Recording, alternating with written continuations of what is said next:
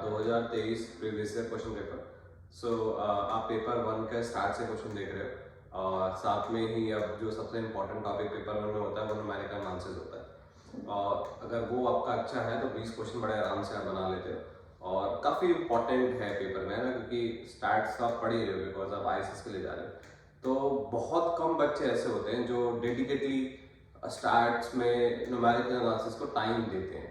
पर अगर आपने 20 क्वेश्चन बना लिए तो आपको वेटेज है कि कितने अच्छे आप मार्क्स बना लोगे। तो ये कंप्यूटर और एनए जो है इसको बहुत अच्छे से करना चाहिए और एनए के अंदर आपको कुछ भी एक्स्ट्रा करने की जरूरत नहीं है। अगर आप अच्छी गाइडेंस के साथ प्रीवियस से क्वेश्चन समझते हो और थोड़ा सा प्रैक्टिस करते हो तो आप हर साल देखोगे पेपर में कुछ टफ नहीं आता है, एक्सेप्ट 1 और 2 क्वेश्चन छोड़ दो तो बाकी सारे क्वेश्चन जो है बड़े आराम से हो जाते हैं। तो इस वीडियो में हम क्वेश्चन नंबर 41 से स्टार्ट है 2023 के पेपर अगर आप देखोगे। सो क्वेश्चन नंबर 41 से क्वेश्चन नंबर 60 तक एनए है और तो कितने हो गए 41 से 60 20 क्वेश्चन हो गए एग्जैक्ट। तो 20 क्वेश्चन आप बड़े आराम से बना लोगे। केवल मैं बोलूंगा कि 2-3 क्वेश्चन पेपर में छोड़ने पड़ते हैं। इस रियलिटी को आपको मानना भी पड़ेगा बिकॉज आप 100% तो नहीं अटेम्प्ट कर सकते हो। उस पॉइंट ऑफ टाइम में घर पे आके सॉल्व कर दोगे, कोई प्रॉब्लम नहीं है। और उस पॉइंट ऑफ टाइम में हम बहुत ज्यादा टेंस होते हैं, बहुत थॉट्स दिमाग में चल रहे होते हैं, तो वो उस टाइम क्लिक नहीं हो पाती चीजें। तो और एक कॉमन मिस्टेक है हमारी, अरे यार, है ना, माइनस का प्लस देख लिया या ऑप्शन बी था सी कर दिया। सो इससे थोड़ा सा बचना पड़ेगा।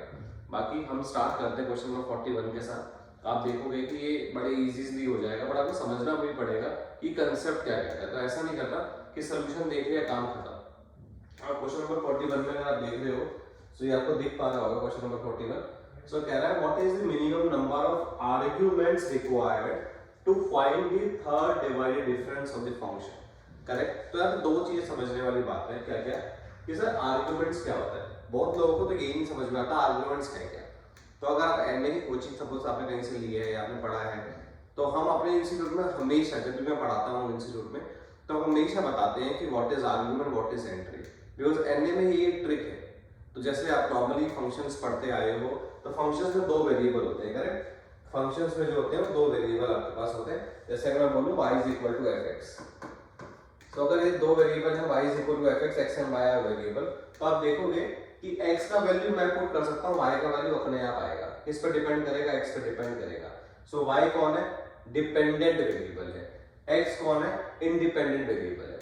तो सर ये तो मुझे पता है सर इंडिपेंडेंट डिपेंडेंट क्या होते हैं। तो यही तो आर्गुमेंट और एंट्री भी है। तो जो आपका x है ना वो आपका आर्गुमेंट्स है। एनए में क्या बोलते हैं x को? मतलब जो आपके पास इंडिपेंडेंट वेरिएबल है उन्हें क्या बोलते हैं? आर्गुमेंट्स। और y जो है वो क्या है? डिपेंडेंट वेरिएबल, इसको बोलते हैं एंट्री। ठीक है। 2 बातें ध्यान रखना है कि what is arguments, what is entry. तो I hope it is clear now कि x is argument and y is entry. ठीक है। इतना सा आपको पता होना जरूरी है ताकि आप क्वेश्चन को बड़े आराम से जो है वो कर पाओगे, समझ पाओगे कि कैसे चल रहा है। ठीक है। क्वेश्चन पे चलते हैं। तो क्वेश्चन कहता है what is the minimum number of arguments required to find the divided difference. So what is divided difference? आप क्या समझते हो डिवाइडेड डिफरेंस? ये बड़ा इंपॉर्टेंट है। So when we use divided difference, तो आपने देखा होगा एनए के अंदर हम जनरली क्या करते हैं? फॉरवर्ड डिफरेंस पढ़ते हैं, बैकवर्ड डिफरेंस पढ़ते हैं, शिफ्ट ऑपरेटर पढ़ते हैं, डिफरेंशियल ऑपरेटर पढ़ते हैं, ये सारे ऑपरेटर पढ़ते हैं। उसके बाद हम पढ़ना स्टार्ट करते हैं फैक्टोरियल नोटेशन, उसके बाद आता है डिवाइड डिफरेंस, है ना, and so divide difference basically कब यूज होता है? जब आपके पास अनइक्वल इंटरवल्स का डेटा है। मतलब आपके पास आर्गुमेंट कैसा है? 1 है, फिर 4 है, फिर 7 है ना, फिर 11 है। तो इनके बीच में डिस्टेंस है, this is not equally space. अगर हम बोलो 2, 4, 6, 8 तो ये इक्वली स्पेस है। क्यों? क्योंकि इनके बीच में जो डिस्टेंस है वो 2, 2 का है। पर अगर बोलो 2, 4, 9, 11, 17 तो अब ये इक्वली स्पेस नहीं है। तो जब आपके पास डेटा इक्वली स्पेस नहीं है पर आपको वहां से कुछ फाइंड करना है, कोई पॉलिनोमियल बनाना है या कोई मिसिंग टर्म ढूंढनी है, सो आप किसका यूज करते हो? Divided difference. तो ये कंसेप्ट आपको पढ़ना चाहिए तभी आप क्वेश्चंस भी पढ़ पाओगे। तो ऐसा नहीं है कि आपने इसका सॉल्यूशन देख लिया आप डिवाइड डिफरेंस सारे क्वेश्चन बना लोगे, ऐसा नहीं होगा, है ना। तो आपको ये गाइडेंस चाहिए, ये पढ़ना जरूरी है। तो डिवाइड डिफरेंस का मतलब समझिए कि डिवाइड डिफरेंस हमें कब यूज करना होता है? जब आपके पास अनइक्वल इंटरवल का डेटा गिवन है तो आप क्या यूज करते हो? डिवाइड डिफरेंस यूज करते हो। ठीक है सर। तो हम निकालेंगे कैसे सर? मतलब है निकालेंगे कैसे काम चलेगा वो आपको देखते हैं। तो सपोज मान लो देखो फर्स्ट डिवाइड डिफरेंस निकालना, तो आपके पास मान लो कुछ आर्ग्यूमेंट्स है, x0, x1, x2, x3 and so on xn। ये आपके पास आर्गुमेंट्स है, this is your arguments, this is your arguments. यहाँ पे क्या ट्विस्ट है कि जो xn माइनस 1 का जो डिफरेंस है ना, ये जो xn माइनस का डिफरेंस है, it's not same as xn minus 1 xn minus 2, है ना। जरूरी नहीं है कि ये सेम हो, जरूरी नहीं है कि सेम हो, है ना। तो मतलब x1 माइनस x0 का डिफरेंस x2 माइनस x1 से सेम हो, ऐसा जरूरी नहीं है। This is not equally spaced data, है ना। कुछ भी नंबर हो सकता है, नंबर मान लो ऐसा हो गया आपके पास 1 है, 4 है, 11 है, 13 है, कुछ भी नंबर है आपके पास, this is not equally spaced data, ये डेटा जो है इक्वली स्पेस नहीं है। तो ऐसे में आप डिवाइड डिफरेंस कैसे निकालते हो, मतलब आप फॉरवर्ड डिफरेंस टेबल जैसे बोलते हो, नोटेशन अगर आप बुक्स को देखोगे तो फॉरवर्ड डिफरेंस टेबल, ये डेल जो आप यूज करते हो, this is your forward difference table, and यही डेल यूज करते हैं डिवाइड डिफरेंस के लिए। तो ऐसा कोई ऐसा हार्ड एंड फास्ट नहीं कि इसका कोई रूल अलग हो जाएगा। जैसे मैं आपको लिख के दिखाता हूँ कि मान लो मेरा आर्ग्यूमेंट जो है वो x0, x1, x2 है, तो यहाँ पे मेरा एंट्री क्या हो गया, y0, y1, y2। तो मेरा फर्स्ट डिवाइड डिफरेंस, तो या तो मैं इंग्लिश में लिखूं यहाँ पे फर्स्ट डिवाइडेड डिफरेंस, या बहुत बुक में लिखोगे आप डेल डिफरेंस, सिंपल सी बात है। सेकंड डिवाइडेड डिफरेंस, या आप देखोगे यहाँ पे डेल स्क्वायर एफ लिखा होगा। तो ये निकलता कैसे है सर, ये बड़ा आसान है, निकलता कैसे है कि इसका माइनस इसका डिफरेंस जो आप करते हो, जब आप फॉरवर्ड डिफरेंस निकालते हो क्या करते हो, y1 माइनस y1। इसमें बट ट्विस्ट ये है कि जो आपका आर्ग्यूमेंट है ना, इससे भी माइनस करना पड़ता है, डिवाइड करना पड़ता है, x1 माइनस x1। क्यों? क्योंकि ये स्पेस इक्वल नहीं है। यहाँ पे y2 minus y1 upon x2 minus x1। यहाँ पे क्या आ जाएगा, तो ये मान लो कोई आपका आ गया z1, या आ गया z2। तो जब इसका निकालना है, जैसे फर्स्ट डिवाइड डिफरेंस निकालना था, आपने ये दो आर्ग्यूमेंट यूज किए, है ना, फिर आपने ये दो आर्ग्यूमेंट यूज किए।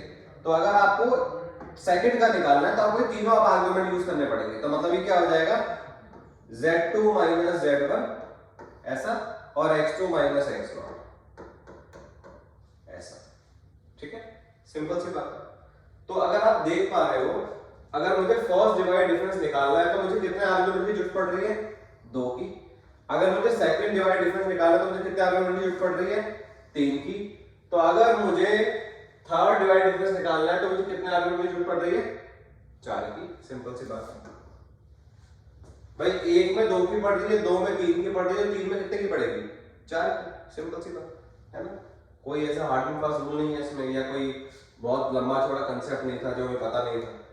तो ये बड़ा आराम से नोटेशन भी मैं आपको लिख के दिखाता हूँ कि जैसे मान लो f of x0 x1, इसको ऐसे लिखते हैं, this is your first divide difference, उसको ऐसे लिखते हैं f of x1 minus f of x0 upon x1 minus x0।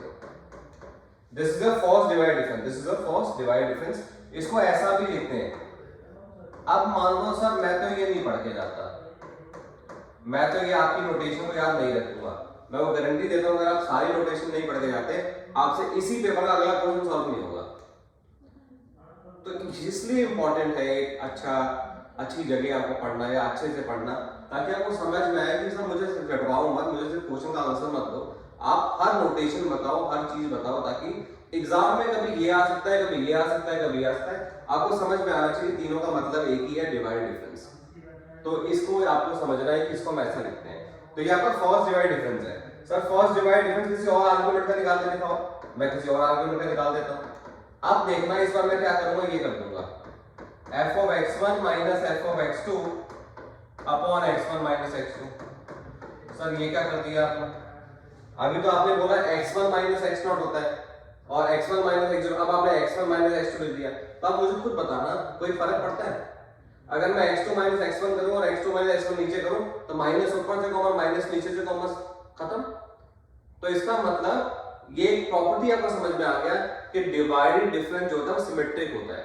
मतलब कि सर x0 x1 का डिवाइडेड डिफरेंस निकाल लो या x1 x0 का डिवाइडेड डिफरेंस निकाल लो, डजंट मैटर, सेम आता है।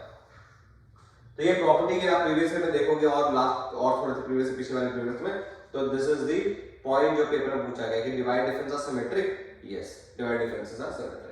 तो ये भी आप समझ में आ गया, अगर कांसेप्ट समझोगे तब सारी चीजें क्लिक कर पाओगे। तो अब मेरे को फर्स्ट डिवाइड डिफरेंस निकालने के लिए कितने आर्गुमेंट चाहिए? 2 आर्गुमेंट चाहिए। अगर मुझे सेकंड निकालना है तो मुझे 3 आर्गुमेंट चाहिए, x0 x1 x2। ये भी मैं आपको लिख के दिखा दूं ताकि आपको दिक्कत ना हो। x1 x2 minus x0 x1 upon x2 minus x1। Simple सी बात है। तो सेकंड में मुझे कितने लगे? 3 आर्गुमेंट लगे। सेकंड में मुझे कितने आर्गुमेंट लगे? 3 आर्गुमेंट। तो मुझे थर्ड अगर निकालना है तो मुझे कितने आर्गुमेंट चाहिए? सर ऑफ कोर्स 4 चाहिए आपको। थर्ड डिवाइड डिफरेंस में क्या चाहिए? 4 चाहिए। I hope it is clear now. So we move to the next question, question number 42। इसमें कोई डाउट है तो वीडियो पॉज करें और एक बार देखें। 42 मैंने क्या कहा था? अगर आपने नोटेशन नहीं समझी होती, अगर आपने सिर्फ क्वेश्चन याद किया था, आपको ये नहीं पता डिवाइड डिफरेंस नोटेशंस क्या है, तो ये अगला ही क्वेश्चन आपसे नहीं हो रहा था। क्यों? क्योंकि आप समझ ही नहीं पा रहे ये क्या है। आधे बच्चों के लिए ये क्या है? सर ये तो मुझे लग रहा है ये फर्स्ट डिफरेंस का स्क्वायर है, फर्स्ट फॉरवर्ड डिफरेंस स्क्वायर लिखा हुआ है, या सर ये मुझे डबल फर्स्ट ऑर्डर डिफरेंस निकालना है। तो आपके मन में अलग अलग थॉट आते हैं। बट अगर आपने पढ़ा है तो आप समझो बड़े आराम से कि आपने क्या लिखा था। डेल स्क्वायर मतलब सेकंड है ये, है ना। जैसे इसमें मैं आपको लिख के दिखाऊं तो ये फर्स्ट में मैंने ऐसा लिखा था, ये अगर है तो del F of X naught upon X naught, तो this is the function value. अगर मैं इसको लिख के अगर आपको दिखाऊं तो ये क्या है? This is del square F of X not x1 comma x2। ये this is what it is. तो आपको समझ में आता है कि सर ये डिवाइड डिफरेंस की नोटेशन है। यहां जो लिखा होता है फंक्शन की वैल्यू है और ये जो लिखे होते हैं वो आर्गुमेंट लिखे होते हैं। तो इसका मतलब अगर हम इस क्वेश्चन को ध्यान से देखें कि डेल स्क्वायर एक्स क्यूब है क्या सर, तो डेल स्क्वायर एक्स क्यूब का मतलब है सर आपको इस फंक्शन का, इस एक्स क्यूब फंक्शन का सेकंड ऑर्डर डिवाइडेड डिफरेंस निकालना है। तो एक टेबल बना लेते हैं, बड़े आराम से हमें टेबल बनानी आती है ना। You can consider divide difference forward table. तो आप देखो आर्गुमेंट ले लेते हैं। आर्गुमेंट क्या है? देखो x है, y और z है। This three arguments I have. अब फंक्शन का क्या है? दिस इज अ फंक्शन, मतलब अगर आप यहां पे y डालोगे this is y cube, z डालोगे दिस इज z क्यूब, तो ये आपका x cube y cube z cube. ये क्या आ गया? ये एंट्री है, दिस इज योर एंट्री। सो अब आपको क्या है? ये आपका हो गया, मान लो क्या लिखो, आर्गुमेंट लिख लेता हूं। This is your argument, this is your entry. तो अब मुझे निकालना है फर्स्ट डिवाइड डिफरेंस और सेकंड। खुद से करो वैसे तो, है ना। ये मत सोचो कि आपको सोल्यूशन मिल रहे हैं, आप फॉरवर्ड करोगे। आप क्या करोगे? अभी टिक टिक टिक टिक टिक 10 सेकंड 20 सेकंड आई किया और सोल्यूशन देकर खत्म सर। इतना टाइम नहीं हमारे पास आपकी पूरी वीडियो देखे। बट ये मतलब ठीक है, अगर आप पेपर वाले दिन देख रहे हो कि अभी 2 घंटे बाद पेपर में सुबह सोल्यूशन देख के जा रहा हूं बस, तो चलता है। बट अगर आप पढ़ रहे हो तो फिर ये नहीं चलता, बिकॉज ये सेम क्वेश्चन नहीं आने वाला। आपको समझना पड़ेगा कंसेप्ट क्या है। तो हमारी बस एक प्रॉब्लम रहती है कि हम लिखना नहीं चाहते मैथ्स को। हम क्वेश्चन देख के सिर्फ सोचते हैं कि आएगा सोल्यूशन तो आएगा, बट वो नहीं आ पाता है ना, क्योंकि हमने लिखा ही नहीं घर पे। तो फिर पेपर में ऑफकोर्स आए से तो लिखना ही होता है ना। तो वो थोड़ा सा आपको टफ करेगा आपके लिए। तो मैं माइनस करके दिखाता हूँ। फर्स्ट के लिए मैंने जैसे बताया था आपको कि क्या होगा। First is very easy, y cube minus x cube upon y minus x. अब यहाँ आपकी बेसिक मैथ्स खराब हो जाती है। क्यों? क्योंकि सर हमें a cube minus b cube तो आता ही नहीं। मैं 2-4 बच्चों की बात नहीं करना जिन्हें आता है, बट जनरली आप सोचोगे दिमाग में कि sir a cube minus b cube क्या था। तो ये थोड़ा सा इंपॉर्टेंट हो जाता है कि आपको पता हो। हर बेसिक चीज मैथ्स की अगर नहीं पता होगी तो आपको दिक्कत देगी। फिर आप ब्लेम नहीं कर सकते एनए को या एनए के टीचर्स को या एनए की बुक्स को कि सर ये तो नहीं था वहां पे। अब a cube minus b cube तो आपको हम पता नहीं शायद 6 के बाद ही पढ़ा देते हैं, है ना। a माइनस b है ना, a square plus b square plus ab, this is what a cube minus b cube. तो ये अगर आप इसको सॉल्व करोगे तो देखो y माइनस x ऊपर है, y माइनस x नीचे आएगा, तो ये कट जाएगा तो क्या बचेगा? y square plus x square plus x by. I hope it is clear. यहाँ पे आप देखोगे z cube minus y cube upon z minus y, तो ये सेम फॉर्मूला तो क्या आएगा? z square plus y square plus zy। I hope it is clear.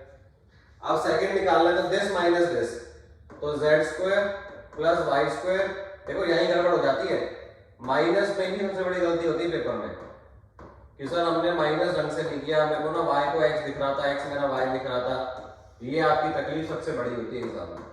आप देखना माइनस में अगर कोई तकलीफ लग रही हो आपको, मैंने पहले ही बताया था कि this minus this divide by this minus this, तो फर्स्ट आर्गुमेंट आता है this minus this divide by this minus this, first argument आता है। सेकंड के लिए तीन आर्गुमेंट की जरूरत होती है तो एक ही निकलेगा।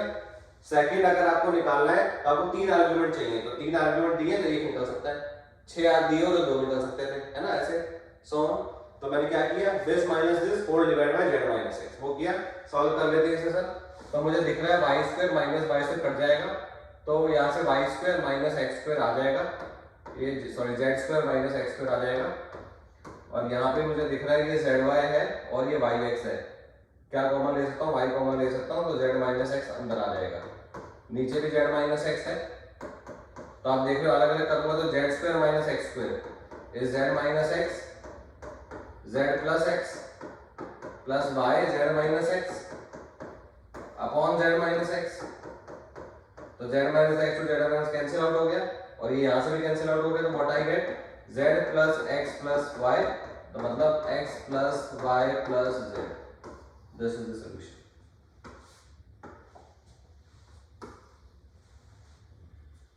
क्या समझ नहीं आया, ये अपने आप से पूछना है आपको कि ये मेरा एग्जाम में गलत किया है, आपने प्रीवियस ईयर दिया था, फिर से 2024 दे रहे हो मेरा, तो आपको ये पूछना है कि मैंने ये क्यों सॉल्व नहीं किया था। मैं आपको बताता हूँ, जिसके दिल में आ रहा होगा यार मैंने अटेम्प्ट तो किया था सर, आंसर ही नहीं आ रहा था। क्यों?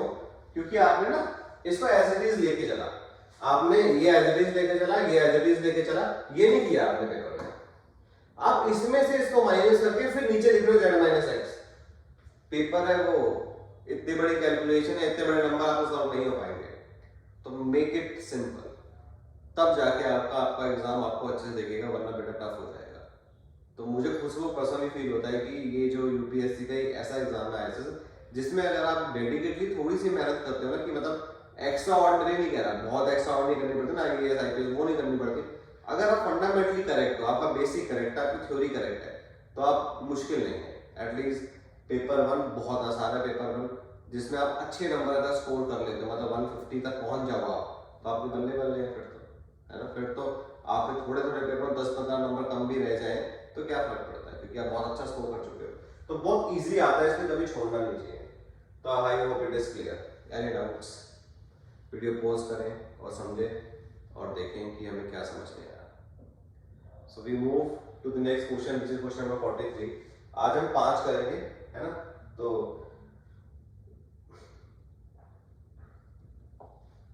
43 हम करते हैं, सो लेट्स वेट। 43, अब 43 क्या कहता है हमें, question number 43, let ux be a polynomial of degree 3 given that u0 plus u4 72, u1 u3 42, what is the value of u2 assuming that difference is 1। कैसे करेंगे sir? Sub division of intervals लगा सकते हो जो हम पढ़ाते हैं, कोई और पढ़ता नहीं है उसको, है ना। ठीक है, अब मान लेते हैं कि हमने आपको नहीं पढ़ा रखा है ना, आपने कोचिंग नहीं ले रखी, तो आप कैसे सॉल्व करते हैं? तो मैं उस बच्चे के हिसाब से बता रहा हूँ कि जो एक जनरल बच्चा है जो कोचिंग अफोर्ड नहीं कर सकता, या कोचिंग उसने ली नहीं है, सेल्फ स्टडी की है, बट वो क्वेश्चन नहीं बना पा रहा, हम उस अप्रोच से चलते हैं पहले, है ना। तो आप बाकी दूसरे अप्रोच जिन्होंने पढ़ रखा है वो आराम से बना लेंगे, है ना, डेल एफ लेके डेल्टा एफ लेके बड़े आराम से बना लेंगे। बट एक जनरल लेमैन लैंग्वेज की अप्रोच क्या कहती है, क्वेश्चन कहता है कि यूएक्स एक पॉलिनोमियल है डिग्री 3 का सर, तो ठीक है एक पॉलिनोमियल है, तो आप समझते जाओ डिग्री 3 का एक पॉलिनोमियल दिखता कैसा होगा। अगर मान लो एक लेमैन लैंग्वेज है तो वो लेमैन मैन है तो क्या सोचेगा, सॉरी, सो एक यूएक्स पॉलिनोमियल डिग्री 3 का तो कैसा दिखता है सर? वो ऐसा दिखता है sir a plus B X plus C X square plus B X cube. Yes sir, एक 3 डिग्री का पॉलिनोमियल तो ऐसे ही होता है जिसमें A B C D constant है। सर आपने ए बी सी डी क्यों लिए? बिकॉज मुझे नहीं पता 1 है 2 है 0 है 7 है क्या है, मुझे नहीं पता, so I have taken A B C D. तो ये एक पॉलिनोमियल है सर, जो दिया है ना वो लिखो पेपर में, आपका आंसर पक्का आएगा 100%। सो u0 u4 72 है, तो फाइंड कर लो पहले तो u0 क्या है सर। तो what is u0? u0 is a। What is u4? u4 is a plus 4b plus 16c plus 64d। बस, है ना, करेक्ट है। तो सर u1 भी निकाल लो ना फिर आप, तो u1 भी निकाल लेते हैं sir. u1 is a plus b plus c plus d, ये निकाल लेते हैं sir. So what is u3? u3 is a plus 3b plus 9c plus 27d। Normal calculation मैंने कुछ भी नहीं किया, स्क्वायर ही किया बस, है ना, बच्चे भी कर सकते हैं। इसमें सर आपने कोई एक्स्ट्रा ज्ञान नहीं बांटा है हमने, यहाँ पे जो लिखा था वही किया। तो मैं कह रहा हूँ मैं तो एक उस कॉमन मैन की तरह सॉल्व कर रहा हूँ जिसको एनए कभी पढ़ के ही नहीं गया। क्या वो पेपर में सॉल्व कर सकता है इसको? बिल्कुल कर सकता है। कुछ नहीं करना सर, जो लिखा है वो करता जाएगा। तो कहता है पॉलिनोमियल है, पॉलिनोमियल है, u0 u4 u1 u3 निकाल लो, निकाल लिए। कह रहा है u0 u4 को ऐड कर दो सर, कर लेते हैं सर। u0 u4 को ऐड करोगे तो कहता है 72 के बराबर है, करके देख लेते हैं sir. a plus a 2a है सर, यहाँ पे कुछ है नहीं तो ये 4b है सर, ये 16c है, ये 64d है, ये 72 के बराबर है।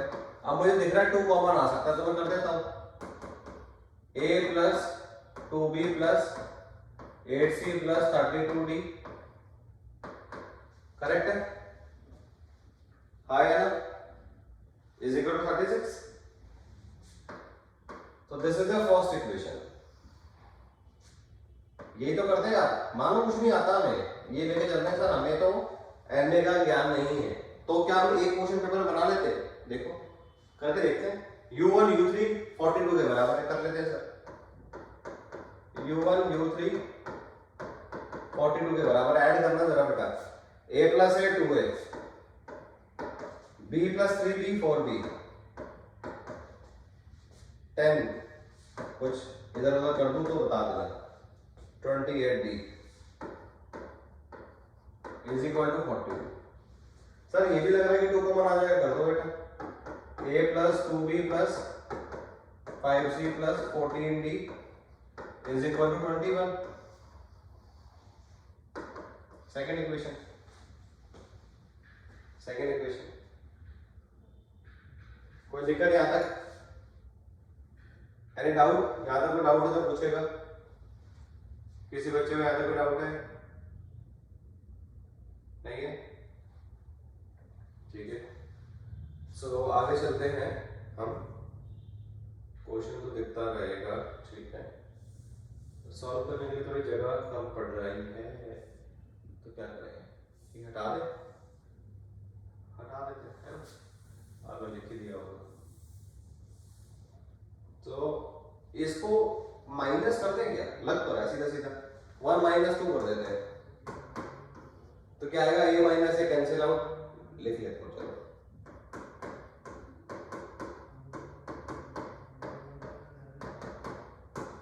a लिख लेते हैं, 2b लिख लेते हैं, 5c 14d 21।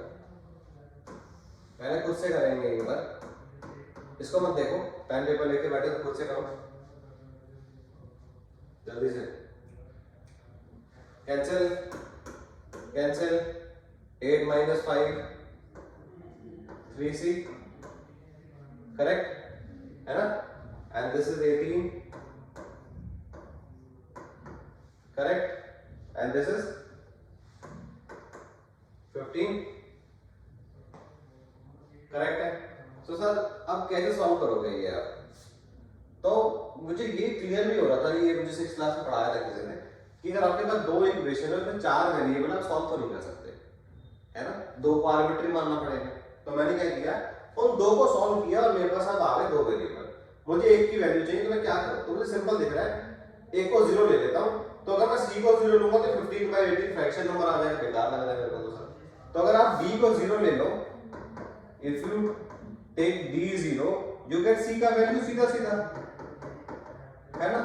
कोई आर्ग्यू कर सकता है मेरे को, सर मैं तो c को 0 लूंगा, भाई ले कोई दिक्कत नहीं है, तो थोड़ा लंबा कैलकुलेशन करेगा, पर मेरे को थोड़ा सा आसान दिख रहा है कि 15 डिवाइड होता है 3 से 18 नहीं होता, तो मैंने ऐसा किया। ले सकते हो, दिक्कत नहीं है, थोड़ा कैलकुलेशन फंस जाओगे, पर बाकी चीजें सिंपल चलती है, कोई दिक्कत नहीं। c को अब मेरा c का वैल्यू आ गया, d का वैल्यू आ गया। सर निकालना क्या था, u2 निकालना है बेटा, तो u2 निकालने के लिए इसमें u2 डालो, u2 डालो, तो this is a plus 2b plus 4c plus 8d, अब यहाँ पे अगर आप देखोगे तो मेरे को d का वैल्यू पता है 0 है, तो u2 में a plus 2b plus c का वैल्यू मुझे पता है, तो 5 इंटू 4 20, d का वैल्यू मेरे पास 0 है, तो I have this। तो सर मैं क्या करूं, अब मैं क्या करूं कि मेरे पास वैल्यू आ जाए a या b में से किसी की, ताकि मैं सॉल्व कर पाऊं।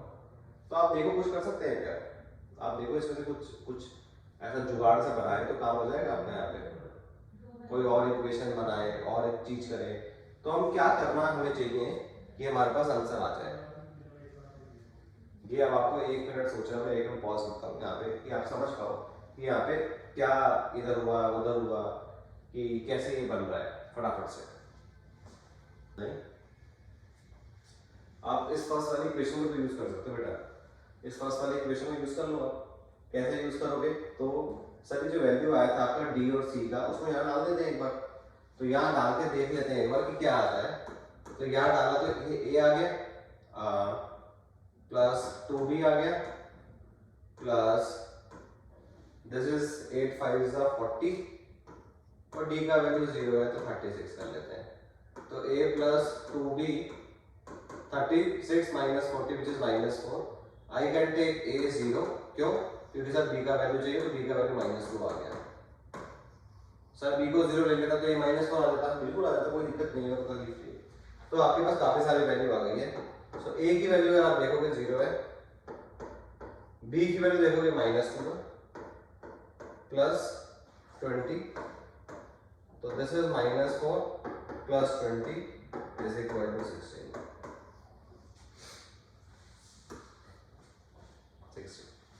सो simple, you can check answer की है ना, भरोसा करना चाहिए ना, आंख बंद करके भी। So I have check already, but आप चेक कर सकते हो, answer is 16। So I hope ये क्लियर है। सर आपने डिवाइड डिफरेंट का तो यूज किया ही नहीं, हाँ मतलब लंबा सा करता मैं उसको कर भी सकता हूँ मैं, मतलब मेरे लिए बड़ी चीज नहीं है, बट मैं ये करना चाहता था इस क्वेश्चन में कि अगर मान लो कि ऐसे क्वेश्चन पहले भी बहुत आ चुके हैं, मान लो मुझे करने नहीं आता तो कैसे करते हैं। ठीक है सर, नॉर्मल मैथ्स तो आती है ना, बस पढ़ता और लिखता चला जाता। तो ये वाला स्टेप जो आपने यहाँ निकाला था, वही बस ये समझना था कि आपके पास दो इक्वेशन है, 4 वेरिएबल है, you can not find all ABCD unless आप किसी दो को फ्री मानोगे। तो मैंने इधर A को फ्री माना है और D को फ्री माना है। सर और किसी को मान सकते तो मान सकते, जो भी आप इक्वेशन आसान करें डोंट ले लो। तो I hope it is clear. देखो